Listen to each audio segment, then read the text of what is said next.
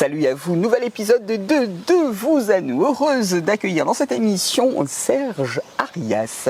Bien le bonjour Serge. Bonjour, je suis ravi de te voir, je suis ravi. Ça fait un petit moment qu'on ne s'était pas vu quand même. Ça fait quand même quelques années. Comment tu vas? Mais divinement bien. Ah, tant mieux. Je n'ai que 80 ans.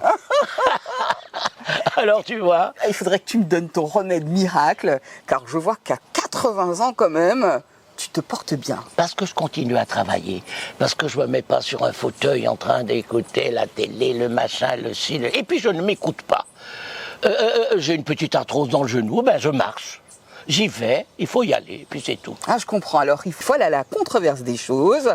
Ça te fait mal, mais en même temps, ça te fait pas mal. Ben voilà, il faut y aller, il faut y aller. Quand il faut y aller, il faut y aller. Ah oui, il y a bien une chanson qui dit quand faut y aller, faut y aller. Alors, j'ai pris de tes nouvelles, c'est superbe. Tout de suite, on rentre dans le vif du sujet. Je vais te demander, on va parler de ton enfance. Te rappelles-tu comment c'était? Je sais que tu viens de Lyon. Je suis lyonnais, oui. De quel arrondissement? Je suis né un 25 mai, donc je suis Gémeaux, un 25 mai, le jour du bombardement de la ville de Lyon par les Allemands, parce que c'était pleine guerre, hein, bien sûr. Alors, je le raconte souvent parce que c'est une de mes petites fiertés, mais ça c'est vraiment personnel. J'ai sauvé maman et mon papa de la mort. En faisant quoi? Parce qu'il y avait les sirènes, ça c'est maman qui me l'a raconté, les sirènes. Tout le monde aux abris. Les abris, c'était quoi? C'était les caves. C'était des immeubles anciens. Hein. C'était des caves, tout le monde aux caves. Et quand elle descend à la cave, ma mère fait les os et elle commence à accoucher. Alors, il y a une voisine qui l'a fait sortir de la cave et la dépose sur le trottoir. En disant, il y a bien une voiture qui va prendre cette femme, tout ça. Et la femme est retournée dans la cave. Et puis voilà, alors c'est une voiture qui a trouvé ma mère là, en train de souffrir et de crier, et qui l'a emmenée à l'hôpital à Lyon, à l'Hôtel-Dieu. À l'Hôtel-Dieu, c'était les sœurs cornettes, comme on les appelait, Saint-Vincent-de-Paul, avec leurs belles cornettes comme ça. Et donc elle a accouché là, voilà, ça s'est passé. Elles n'avaient pas le temps de s'occuper de lui parce que les blessés arrivaient, c'était pleine guerre, c'était plein bombardement de la ville de Lyon. C'était quel arrondissement?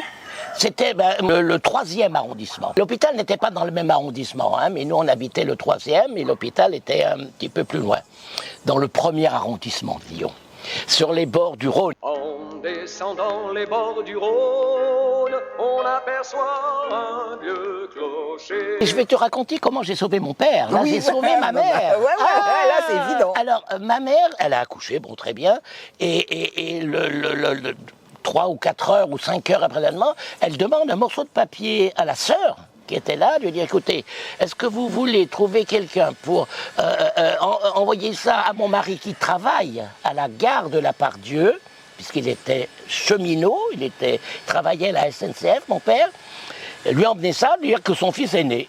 Dans ce temps de guerre, il travaillait en tant que cheminot. Bien sûr, les trains tournaient, D'accord. Les trains fonctionnaient, bien sûr. Les trains de marchandises surtout, hein, les voyageurs aussi, mais il y avait des trains. Et la gare de la Part-Dieu était, à l'époque, maintenant c'est les voyageurs, mais c'était surtout les trains de marchandises. Donc la bonne sœur trouve un petit jeune homme, paraît-il, à vélo, qui rentrait chez lui, il était sûrement venu voir quelqu'un à l'hôpital, rentre chez lui, a passé par la gare de la Part-Dieu et a donné ce bout de billet à mon père. Oh. Mon père quitte son travail, prend son vélo, il n'y avait pas d'essence, hein, pas de mobilette, ni rien, prend son vélo et vient à l'hôpital voir sa femme qui vient de coucher et moi, qui avait quelques heures.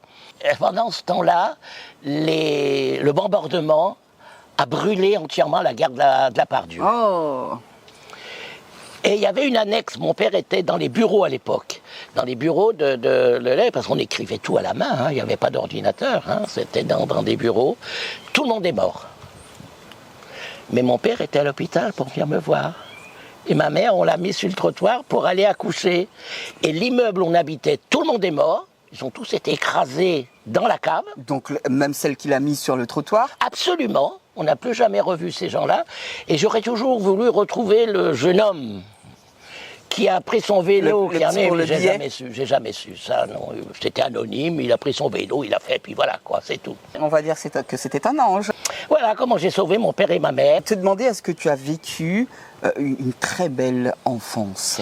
Oui, j'étais un enfant, d'abord fils unique. un enfant gâté. Mon père et ma mère m'aimaient beaucoup. Mon père, ma mère, oui, m'aimaient beaucoup. Et puis j'ai eu la chance de pouvoir faire ce que je voulais. Je parle de métier, ce que je voulais. Ma mère était très sévère. Ma mère, mère abusive, mère capricorne, mère abusive. C'est-à-dire les petits copains, mais chez nous, les petits copains ne montaient pas, même mes copains d'école.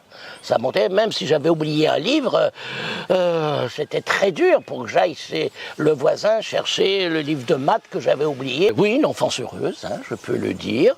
J'ai fait ce que j'ai voulu, ou presque. Et puis, quand on a 12, 13 ans, 11 ans, 12, 13 ans, on vous demande qu'est-ce que tu veux faire plus tard. Tu voulais faire quoi? Je savais pas trop. Je savais pas trop, j'étais un petit peu inconscient. Indécis. Et puis, je savais pas trop, très franchement. Et puis, on avait des voisines, les deux sœurs, elles jouaient du piano.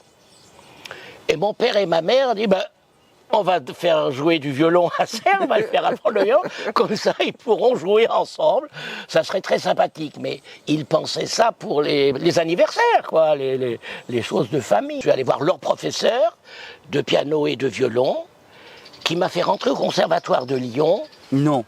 Et à 17 ans et demi, j'ai eu mon prix.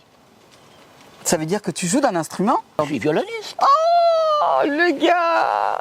Super! Tu savais pas que j'étais violoniste à l'Orchestre National et à l'Opéra de Paris? Oh là là, non. Voilà. Quand même? Oui. Alors donc, j'ai un premier prix de conservatoire à 17 ans et demi, 18 ans. Tu quittes Lyon pour aller à Paris? Après. Parce qu'au départ, j'ai mes parents. Et puis, attention, la majorité était à 21 ans. Oh, c'était dur. Donc, mes parents, qui n'étaient pas riches, on n'était pas pauvres, mais pas riches, ne pouvaient pas m'envoyer comme ça à Paris, c'était pas possible. Donc, on m'a inscrit au Conservatoire de Genève.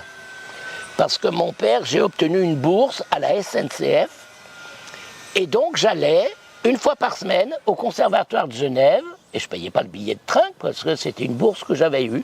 Donc là, je suis entré au Conservatoire de Genève. Et 2 ans après, j'ai eu un grand prix international. Génial. De violon. Ça, c'est mon début. Quel beau début. Après la musique, tu t'es situé comment dans cette vie-là? Tu n'es pas devenu voyant de suite. Ce qu'il faut dire, c'est que quand j'étais petit, ma mère traînassait tous les voyants et les voyantes, et donc j'étais là, assis à côté, pendant que ma mère se faisait faire les cartes. Bon, elle adorait ça, et elle avait des amies cartomanciennes et tout ça, bon voilà. Donc j'ai toujours entendu le ronron, je savais, et puis je m'intéressais, et puis j'ai toujours beaucoup lu. Et donc voilà, bon, et puis j'ai appris, mon père m'a acheté un jeu de tarot, et j'ai appris à le faire comme ça tout seul. Attends, mais en général, quand on parle de voyance, on parle de don. Oui, il a fallu le cultiver, ce don. D'accord, Ça ok. ne vient pas comme ça. D'accord, d'accord. Je vais t'expliquer la différence entre l'astrologie et la voyance. Alors, après, je suis parti pour Paris. J'ai passé le concours à l'Orchestre National. À l'Orchestre National, à l'époque, il y avait trois orchestres. Le Philharmonique, où j'étais, le Lyrique et le Grand Orchestre National de Paris. Le Grand Orchestre, il allait donner des concerts à Berlin. Voilà. Wow. Le Lyrique, c'était des concerts avec des chanteurs, mais c'était pas à l'opéra, c'était des chanteurs devant la scène qui chantaient. Et il y avait le Philharmonique, où nous, on recevait les grands pianistes, les grands chefs d'orchestre, les grands trompettistes, qui venaient donner des concerts à Paris. Donc on répétait 3 fois par semaine. Et le dimanche, à l'ORTF, il y avait concerts diffusés en direct. Quelle vie! J'étais là, parmi tous les musiciens, j'étais 2e violon, c'était superbe. Et j'imagine le nombre de... Parce qu'il n'y avait pas la télévision encore, le nombre de personnes derrière leur radio en train d'écouter l'orchestre en train de jouer. Oui, absolument. Ça se faisait bien. À la radio, on écoutait les orchestres. Alors, ceux qui avaient la télévision à l'époque, c'était télévision noir et blanc. On voyait l'Orchestre Philharmonique National. On écoutait même du théâtre en ce temps-là en radio. Il y avait au théâtre ce soir. Oui. À 13 ans, tu ne savais pas ce que tu allais devenir? Non. À partir de quel âge? Dès que j'ai eu mon prix au conservatoire. Tu t'es dit, je vais faire quoi? Professeur de violon. Ok, t'as donné des cours de violon? Mais quand tu as un prix de conservatoire, qu'est-ce que tu fais? Tu sais faire que de la musique. Ah ouais, tu sais rien faire d'autre. T'en as reçu beaucoup des élèves? Oui, j'ai commencé, mais j'ai fait une année ou deux, pas plus, de professeur de violon. J'étais très fort en solfège. C'est ce qui m'a toujours sauvé. Et c'est ce que les gens n'aiment pas, le solfège, bien entendu. Donc j'étais très fort en solfège à cause d'une professeure qui s'appelait Mademoiselle Lepellier, qui était un professeur de solfège hors pair. Mademoiselle Lelombec, comme physique, tu vois un peu. Mais alors, un prof formidable. Ok, là on passe le côté prof. Tu te dis, tu veux faire quoi après? Comment ça se passe? Alors est-ce que la voyance rentre tout de suite en jeu? Elle est déjà là. Elle est déjà là. Parce que entre les cours de violon, eh ben, ma mère m'emmenait encore, j'allais voir moi-même des voyants, je m'intéressais à ça. Hein. D'accord. J'ai ouvert des bouquins d'astrologie, parce que l'astrologie, ça s'apprend, la voyance ne s'apprend pas. D'accord. Alors, quelle est la différence entre la voyance et l'astrologie? Alors, l'astrologie, c'est l'explication de l'influence des planètes sur notre comportement humain. D'accord, ok. C'est-à-dire, on sait très bien que la Lune, nos cultivateurs savent très bien qu'on coupe, on désherbe, on plante, on machine à la Lune. Et la Lune régit les règles des femmes, régit les marées. La Lune régit beaucoup de choses, hein, les planètes. Elle a une influence sur notre comportement humain, et les plantes, c'est un comportement aussi comme nous. Tandis que la voyance, c'est un don. C'est le don de ressentir les choses. C'est un ressenti, la voyance. Quelquefois, je me dis, mais pourquoi j'ai dit ça? Mais pourquoi j'ai été raconté à cette dame qu'elle n'aurait jamais d'enfant? Ça va être dramatique pour elle. Mais elle me l'a demandé. Donc je dis, si elle ne me demande pas, je ne lui dis pas. Mais pourquoi j'ai dit ça? Pourquoi je me suis appliqué à dire « Oui, votre fils aura son bac, vous verrez. » Mais il ne faut rien, mon fils. Il aura son bac, madame, je vous le dis. Pourquoi je le dis, je ne sais même pas pourquoi moi-même. C'est vraiment l'interprétation, le ressenti. Alors, le ressenti, on peut se servir de cartes, on peut les lignes de la main, on peut faire comme en Yougoslavie dans les haricots rouges, on peut faire dans le plomb, J'ai recensé 350 façons de faire la voyance, de supports de voyance. Oui, mais est-ce que tu utilises tous ces supports? Ou tu as un support que tu apprécies? Alors, je les ai étudiés, ces supports. D'accord. C'était d'ailleurs le sujet de l'émission de télévision avec Christophe de Chavannes, parce que j'y étais tous les jours, et tous les jours, j'expliquais une mancie différente, une façon de faire. Une mancie, c'est façon de faire. Une mancie différente.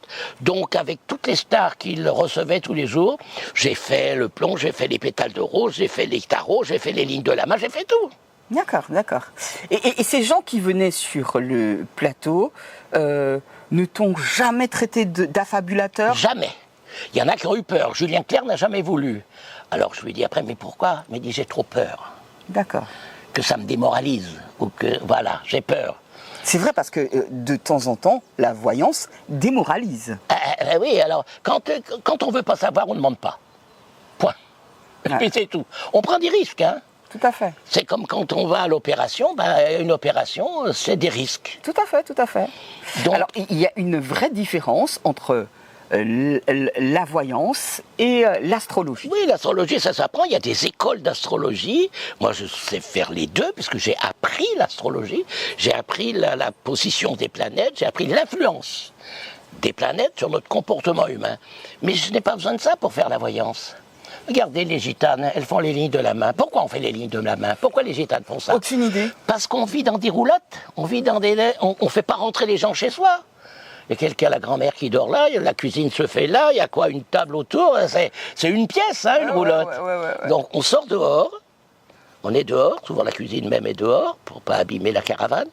On prend la main et on lit les lignes de la main à l'extérieur et on lui parle à l'oreille, à la dame ou au monsieur.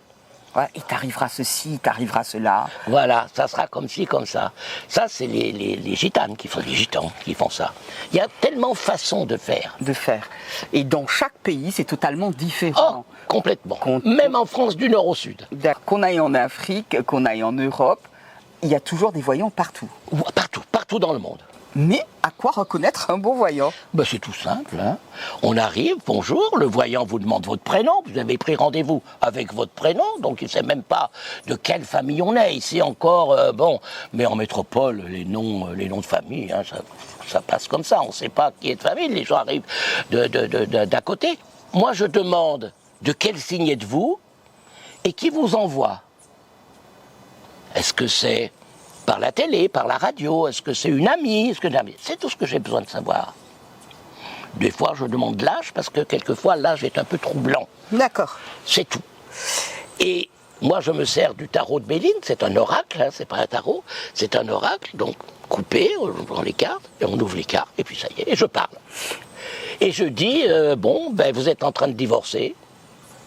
Ah oui, faites attention, parce que votre maison, ça va être très difficile, hein. Parce que votre mari va vous en demander la moitié. Mais t'as pas peur d'annoncer des mauvaises nouvelles? Alors, les mauvaises nouvelles, je vais te raconter quelque chose pour les mauvaises nouvelles. Les mauvaises nouvelles, c'est les gens qui nous demandent. D'abord, ne me demandez pas quand est-ce que vous allez mourir, parce que je ne le sais pas. Il y a quelque chose quand même, Serge. Tu as travaillé pour des gens qui... par exemple, pour la sœur du roi du Maroc. Oui. D'accord, tu as travaillé pour La Fatima Zora. D'accord.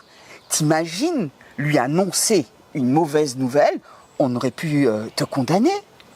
Oui, non, ça se passe pas comme ça. Ah, raconte. C'est pas comme ça. Raconte. Je vais te raconter une anecdote martiniquaise. Il y a 40 ans que je suis là. Hein. J'ai une dame qui vient me voir, une dame de 70 ans, elle vient me voir, on fait les cartes, très bien, sa maison, son fils, sa fille, bon, est-ce que ma fille, c'est le bon mari, est-ce qu'elle aura, très bien, on fait tout. Et puis, je lui dis, mais vous avez encore votre maman, c'est bien, formidable. Je lui dis, votre maman est un peu malade. Elle me dit, oui, elle ne se lève plus, elle est en lit médicalisée. Je lui dis, vous savez, madame, votre maman, c'est sa dernière année, il faut vous y préparer. Mais la maman avait 95 ans, 98 ans. Bon, voilà. Et la dame se met à pleurer, à fondre en larmes, comme si je lui avais... Bon, très bien, ça se passe. Le lendemain, j'ai une dame, une quarantaine d'années, qui vient, fait les cartes, 40 ans, responsable d'une entreprise. Elle me dit, monsieur Arias, vous savez, on ne va pas aller par 4 chemins. J'ai mon fils qui est à l'hôpital. On vient de m'annoncer qu'il a un cancer. Le médecin m'a dit qu'il en avait que pour 3 mois. Dites-moi la vérité.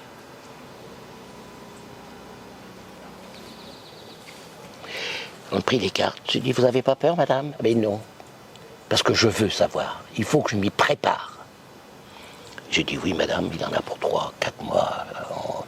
La mort, c'est pas instinctif, 3, 4 mois, j'espère même plus, malgré que la médecine fasse des progrès énormes. Hein? Elle est partie, elle m'a embrassé. Elle m'a dit, merci, monsieur. Je voulais avoir un avis complémentaire à celui du chirurgien, du médecin. D'accord. Et j'ai reçu un petit mot après, elle m'a dit, oui, mon fils, merci, monsieur, vous m'avez beaucoup aidé. Elle l'a pris autrement. Voilà, la différence. Serge, quel est ton livre de chevet? Ah, aujourd'hui, j'ai plus le courage de lire. Très franchement, je te dis la vérité. Les choses ont bien changé. Avec l'ordinateur, Oui, on lit beaucoup moins. tout à fait. Moi, je vais chercher mes renseignements sur Google. Hein. D'accord. Tu y es toujours, souvent? Oui, bien sûr. D'accord. À tous les jours, je regarde mes mails et tous les jours, j'ai une question à poser ou 2 questions à poser sur les maladies, sur ce qui se passe, sur le monde. Ah oui, tous les jours. Les gens te consultent aussi Oui, bien sûr. par mail? Par mail, les gens de la Guadeloupe m'appellent par téléphone. Ouais, il y a Skype qui est merveilleux. Oh, si. On se voit. Le monsieur est chez lui, la dame est chez elle. Moi, je suis devant mon ordinateur et elle me voit faire les cartes. Serge, je voudrais qu'on parle de ce livre, Mes rituels de magie des îles. Ça parle de quoi exactement? Alors, je vois bien le mot île, mais... Oui, il est en 3 parties, ce livre. Oui. Le premier tiers, c'est j'explique certainement si. Comment on fait la voyance dans les bougies, comment on fait la voyance dans le mat de café, comment on fait la voyance, les lignes de la main, les cartes, les tarots. J'explique une 20aine ou une 30aine façons de faire. Donc, Mancy. La deuxième partie, c'est les bougies. Je crois beaucoup à la lumière, je crois beaucoup aux bougies. Alors j'explique pourquoi prendre la bougie verte, pourquoi prendre la bougie blanche, pourquoi prendre la bougie rouge, pour telle prière. Parce que quand on veut prier, beaucoup de gens allument une bougie pour prier. Tout à fait, c'est de la lumière. C'est de la lumière que l'on envoie. Et il y a les parfums aussi, des bougies. Quand vous recevez, mesdames, votre amoureux à la maison, une petite bougie parfumée dans un coin, c'est formidable. Ah, mais ça, j'ai pas besoin d'un voyant pour me le dire. Non, mais voilà. Hein. Donc, j'explique toutes les bougies. Aussi bien l'allumage des bougies chez les francs-maçons, je l'explique. J'explique vraiment des choses qu'il faut savoir dans la vie, parce que des choses qu'on ne sait pas. Mais elles sont secrètes, ces choses. Eh ben tant pis. Je l'ai dit. Il n'y a pas de secret pour moi. D'accord. Les bougies. Et alors la dernière partie, c'est vraiment mes secrets. C'est quand on rentre dans une nouvelle maison, comment il faut rentrer. D'accord. On rentre d'abord avec une table, avec du pain dessus. D'accord. On n'entre jamais son lit en premier. Alors là, c'est la bonne nouvelle. Je l'ai ouvert le livre et je vois ce que l'on doit faire avant d'emménager. Placez-vous droit devant la porte de la maison en regardant à l'intérieur et dites « Grand Saint Joseph, patron des ouvriers, mettez-vous devant moi et gouvernez mon travail. » Récitez aussi 3 pater, 3 ave, prenez de l'eau bénite, vous allez envoyer en croix dans la maison, en extérieur et à l'intérieur. Mais tu parles pas, il faut nettoyer aussi sa maison quand on rentre? Absolument, il faut nettoyer sa maison. On ne sait pas qui a été avant dans cette maison. Est-ce que ce sont des gens qui ont fait des zinzins ou des cochonneries là-dedans? Donc il faut nettoyer sa maison. Alors, si vous voulez retrouver votre fiancé, il y a les remèdes, il y a tout ça. Si vous voulez gagner au loto, si vous voulez gagner au jeu. Mais attends Serge, franchement. Si vous voulez gagner un procès. Bien. Vous comprenez? Oui. Non, il y a des recettes. Alors, ce sont des recettes qui m'ont toutes été transmises. Parce que ça existe depuis la nuit des temps. Hein. Ben voilà, elles m'ont été transmises par des gens que j'ai rencontrés, qui me les ont récitées, qui me les ont dites. Je les ai écrites. Il y a les recettes de bain démarré. Bah justement, est-ce que, en parlant de bain démarré, le fait de rentrer dans sa maison et quoi faire, est-ce que ça fonctionne vraiment pour certains? Oui, ça fonctionne vraiment, il suffit d'y croire. Bien sûr. Si on croit à l'amour, l'amour est merveilleux. Bah oui, je veux bien te croire. Je veux bien te croire. Non, mais c'est vrai. Ouais. Alors, il faut d'abord y croire. Si on croit en l'amour, ça fonctionne. Et puis, je crois que ça fait du bien. La prière fait du bien. C'est toujours accompagné de prière. La prière permet de se concentrer sur quelque chose. Et dès qu'on est concentré, on se nourrit de cela. Et quand on est nourri de ça, on est heureux après. Alors, je sais que tu étais en Guadeloupe il n'y a pas si longtemps. Oui. Pour un événement qui s'appelle le Festival de la Voyance et de l'Astrologie. C'est un festival que j'organise depuis 13 ans à Destreland. Et il y a toujours du monde? Les gens se battent. Je viens avec 7-8 voyants et je place des voyants dans tous les endroits du magasin. Et les voyants consultent gratuitement, bien sûr, consultent. Et il y a la queue. Il y en a qui viennent avant l'ouverture pour être les premiers vers les voyants. D'accord. Un truc super important, ça t'enlève de l'énergie. Quand on aime ce que l'on fait, est-ce que tu vas dire à un boulanger, faire du pain vous enlève votre énergie? Serge, paraît-il que tu avais les cheveux longs à un moment. Ah oui, j'avais beaucoup de cheveux qui dépassaient même mes épaules. Je me faisais un catogan, les cheveux très tirés, parce qu'à l'Orchestre National, nous étions en veste queue de pie, nœud papillon blanc, ça rigole pas. Et je planquais dans ma veste de queue de pie, Parce que c'était interdit? Ah oui, il fallait presque. Mais je te parle d'il y a 60 ans. Oui, je veux bien te croire, mais... Il y a 60 ans, les hommes n'avaient pas les cheveux longs. Les hommes n'étaient pas du rose, ni du bleu, ni du vert. On était en marron et en gris à l'époque. Ah, bien terne tout cela. Oui, c'était ça. Pourquoi as-tu quitté l'école? Un jour, en répétition, au bout de 2 ans, 3 ans, au parleur, dans le grand studio, en répétition.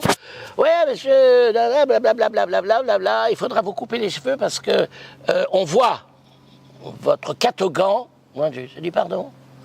Alors on va plus jouer Beethoven, on va plus jouer Chopin, ils avaient les cheveux aussi longs que moi.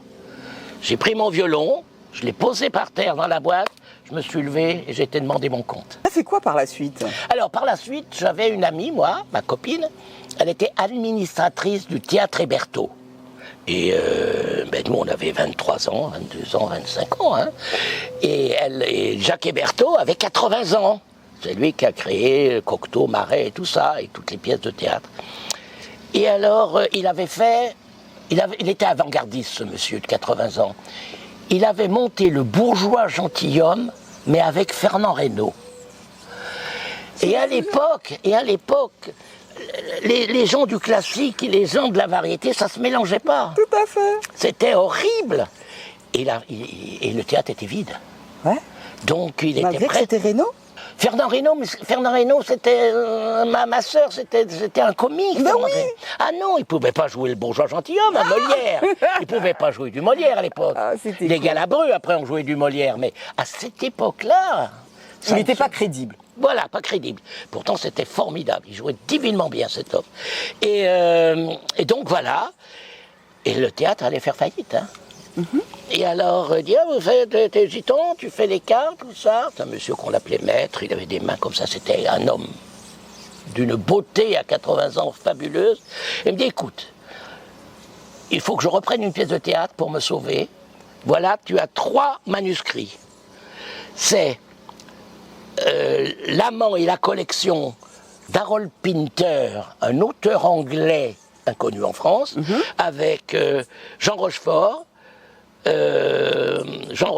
Delphine Seyrig, voilà, que des comédiens qui étaient jeunes à l'époque, qui n'étaient pas connus.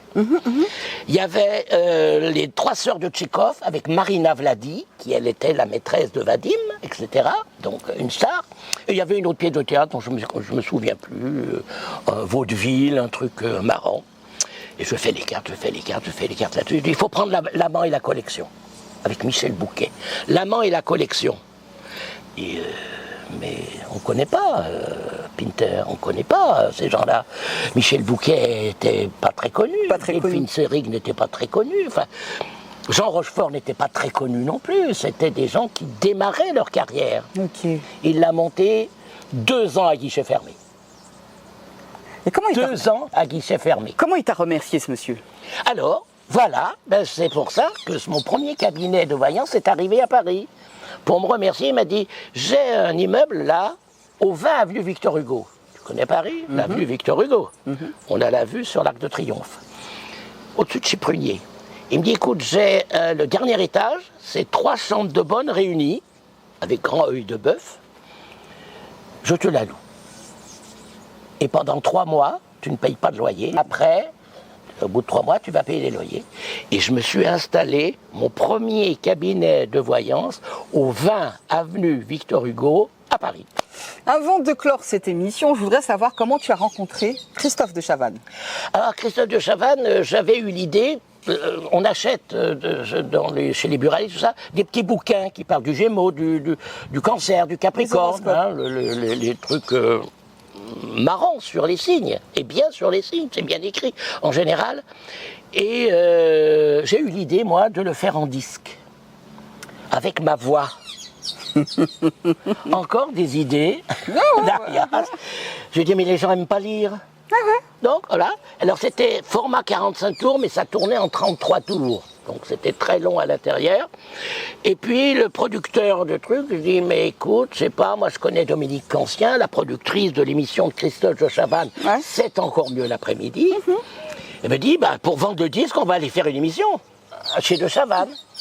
On va chez de Chavannes, catastrophe nationale, Dominique Cancien n'a pas de voiture, sa voiture est en panne. Elle prend une crise, mais je n'ai pas le temps de vous recevoir, j'ai pas le temps de vous recevoir, comme toutes les productrices, un peu folles. J'ai pas le temps de vous recevoir, elle dit revenez. Bon, voilà, le monsieur qui était avec moi me dit, bah écoute, on va revenir, Serge, et ça. Et par chance, elle partait chercher son fils à l'école, il avait 8-9 ans, on tombe dans le même ascenseur. En partant, Parce qu'elle partait, elle a pris son sac à main et moi je rentrais. On se tombe dans le... Et le producteur me dit, Dominique, voilà, c'est Serge que je voulais vous proposer. Il me dit, si tu veux, il a sa Mercedes qui est en bas, tu montes et on t'accompagne chercher ton fils à l'école. Top. Il prend le volant, je m'assois à côté, elle se met derrière. Et on va chercher le petit. Et elle me dit, on va chercher l'enfant, il y a des embouteillages, tout ça. Et vous discutez. Et oui, alors qu'est-ce que vous faites? Qu'est-ce que vous faites pas? Je suis voyant, je suis ici, je suis là. Je dis, mais qu'est-ce que vous voulez me proposer? Je dis, moi j'ai une spécialité, j'ai recherché les façons de faire la voyance. Et si vous voulez, chez Christophe de Chavannes, je peux vous faire la voyance dans l'œuf, dans le blanc d'œuf, pour savoir quand une femme enceinte va avoir un petit garçon ou une petite fille. Pas mal. Il n'y avait pas d'échographie avant. Hein. Ouais, Ça n'existait pas. ouais. Elle m'a dit, ok, venez vendredi. Et ça a commencé comme ça. Comme ça. Alors, encore coup de chance. J'arrive, un grand plateau, l'eau, le bol, le verre, les œufs. On me met ça sur la table, de Chavannes est là, blablabla. Nous avons un voyant, blablabla. Très, très bien, de Chavannes. Hein.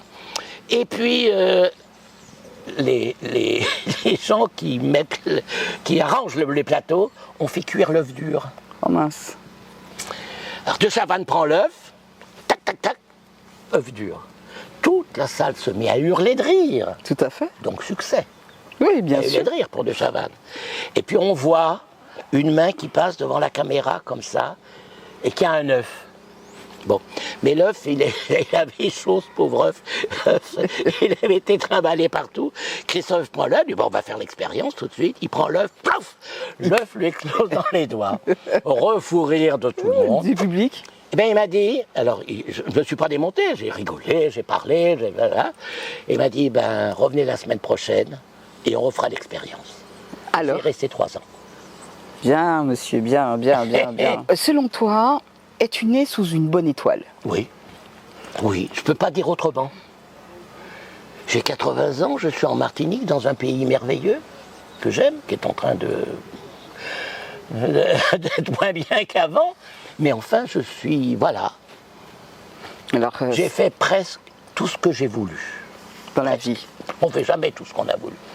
J'ai voyagé, je suis allé en Afrique, j'ai rencontré des voyantes africaines, j'ai rencontré tellement de gens merveilleux. D'accord. Alors, pour finir, moi je vais te dire en quoi je crois. Aux rencontres. Il n'y a que ça qui marche.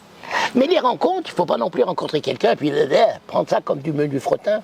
Les rencontres, il faut les entretenir. C'est important. Très important. C'est comme ça que je me suis fait un carnet d'adresses gigantesque. Énorme, tu veux dire. Énorme. Voilà. Ah c'est ma vie. Nous, on s'est rencontrés effectivement sur une autre chaîne. Et je suis très contente de t'avoir rencontré, Serge. Absolument, ravi de participer à ton émission. En tout cas, enchantée de t'avoir reçu dans ce De vous à nous. Ça fait un moment que je n'avais vu Serge Arias, toujours égal à lui-même, joyeux. Il a la joie de vivre et ça, c'est super important. Gardez votre joie de vivre et ne laissez personne vous l'enlever. Merci, Serge. Merci Canel.